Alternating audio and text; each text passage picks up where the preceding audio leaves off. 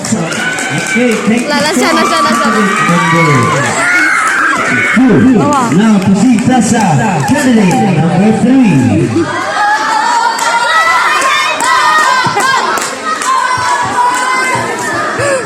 Ano, kalma, my heart! Same question. Unsa mo gibatik karon?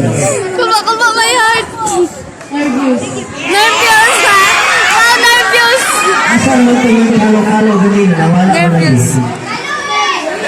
Yeah! Yes, ayun, humuli ko sa akin eh.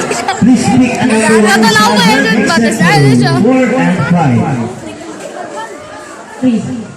Okay, number 3. So, here is your picture. Talaga siya. Cutting trees, bud. Shows. Cutting trees. This picture shows a cutting trees.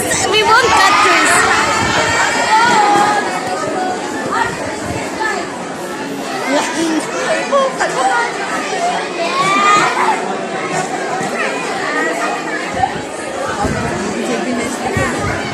Hindi ka pa chill-chill na siya, pero kulba-kulba mahal na day.